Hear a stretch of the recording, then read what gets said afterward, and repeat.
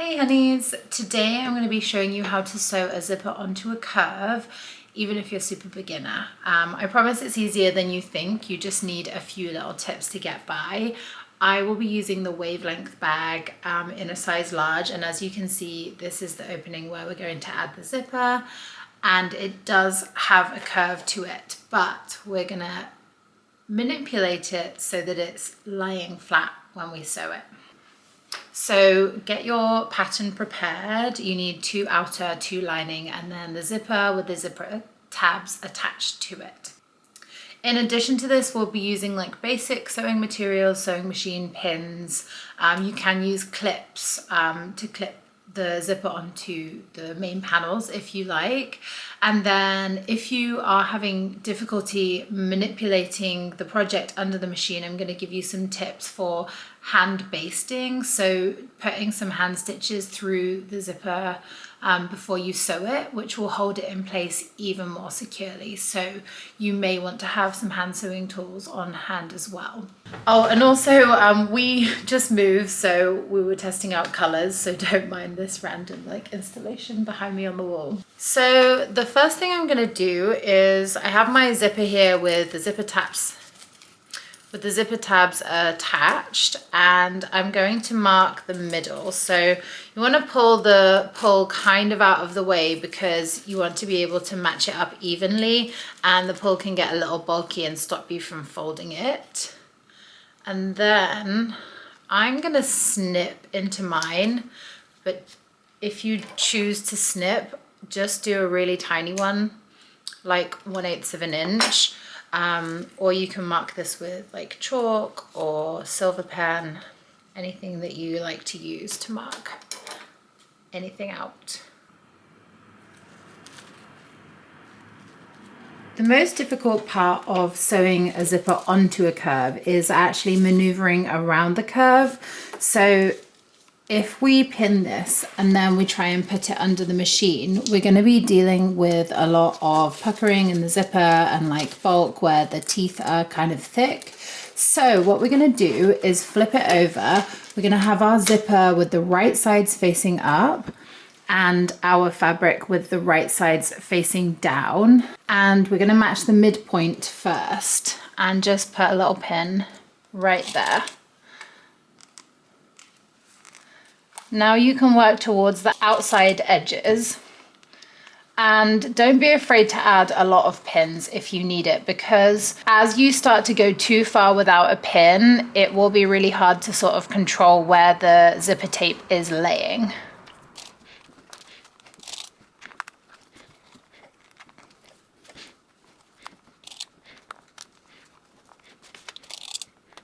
And as you can see, as we get towards the end, that it's just naturally flattening out. When we get under the machine, we will just lightly pull on the fabric so that we're essentially sewing in a straight line. If you want to skip ahead now to the sewing section, feel free, the timestamps are below, but I am actually going to hand baste the zipper and the main panel together. So load up a needle with some thread. I am actually going to knot my thread even though I'm going to take it out, just because I don't want the end of this to come open while I'm trying to sew it down on the machine. But I'm going to do the knot where it would be hidden within the seam allowance. So if it is tricky to get that bit of thread out, it won't be showing on the outside of the bag. So just go through twice, and on the second pass, don't pull your needle out. Take the thread from the end and wrap it around a couple of times, and then when you pull the thread out, there will be a knot there. And then all I'm going to do is go back and forth. There's no real technique to this, just creating stitches that are roughly 1/4 inch apart, I guess.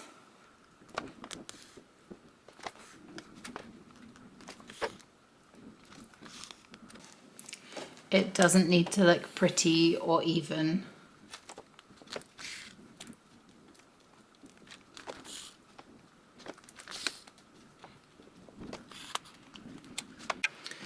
Now we're ready to start sewing on the machine, and I have my zipper foot attached. I'm going to start at the end, but if you have trouble with your machine not moving along, the feed dogs are not engaging properly, you can always start further down the project and then you can flip it and sew the last bit afterwards.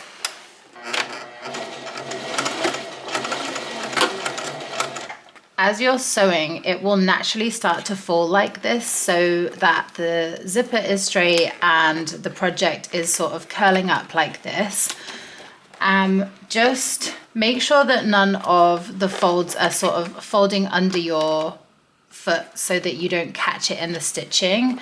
You can even fold it away like this, but this is going to allow you to just sew in a straight line without having to worry about the curve at all.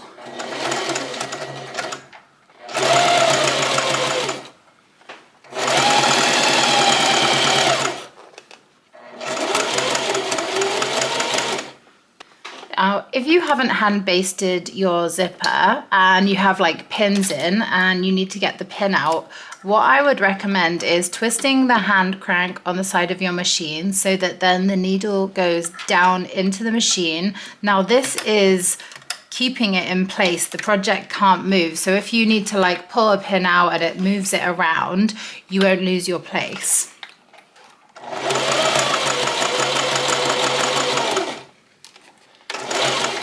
Now I'm getting closer to the zipper pull here, and that's going to be really bulky to get under the machine. Some people like to drop the needle and lift the presser foot, and then you can like shimmy the pull past. But I think if you're an absolute beginner, the best option is to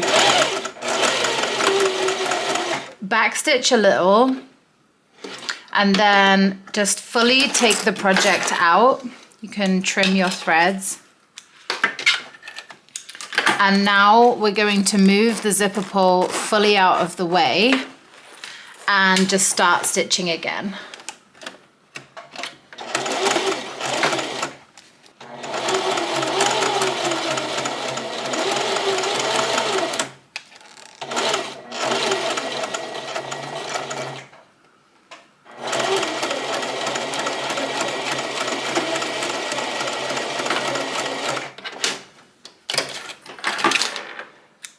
Now we have a really beautiful, clean line of stitching.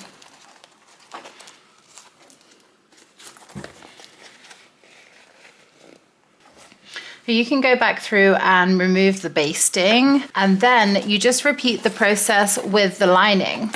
You're going to put the project so that the zipper has the wrong side facing up and place the lining right side facing down. Hand baste it if you want to, and sew with the lining facing up so that you can pull the zipper flat and just stitch in a straight line.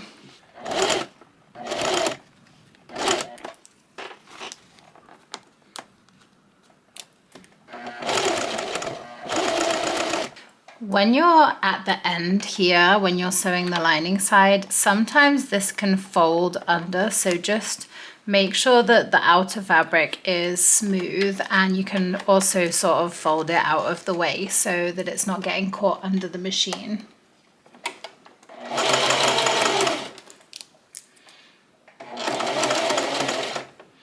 And then if you see I haven't basted, and since I took my pin out, this is curving over the seam allowance. As long as your needle is in the project, you can just play around and flatten out anything you need with the foot up, and then put the foot back down and sew it perfectly straight.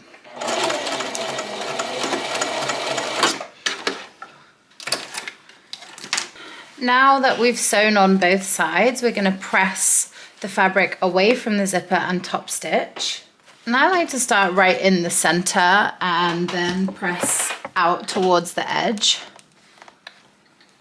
because you can sort of pull on the fabric as you go. And don't worry if the fabric is getting like wrinkled up and you're like pressing wrinkles into it, because once we've stitched this, we can then go over and smooth it all flat.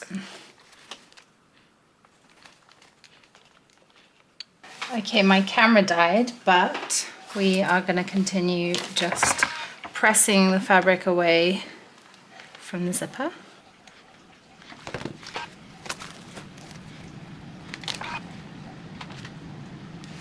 And then over to the other side.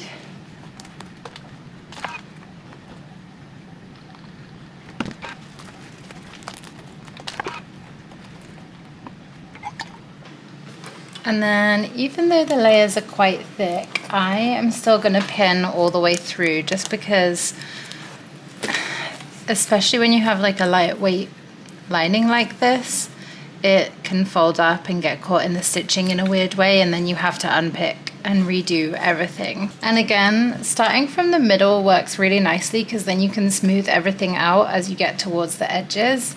Just go down through and then make sure it's laying flat in the back and come up.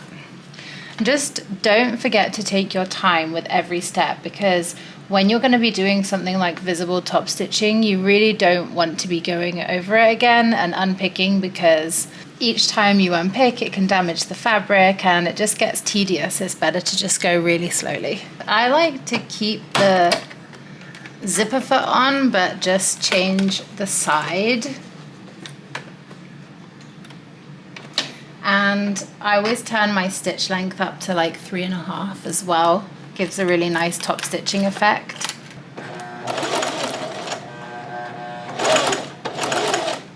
And I'm just stitching like 1/8 or between 1/16 and 1/8 of an inch away from the folded edge here.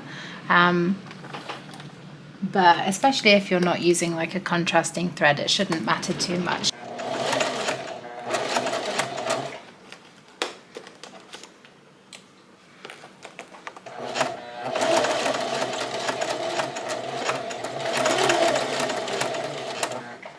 And when you're top stitching, the foot is a little bit closer away from the teeth, so it is much easier to just shimmy the pull past whilst the needle is in the project. Just make sure the needle is down in the project before you lift up the presser foot.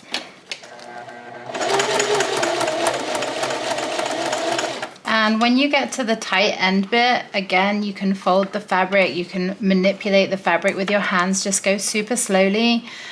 Any puckers that are out here won't show in the stitching, but if there's any like lumps or puckers right underneath and you stitch over it, then it will stay like that in the finished project.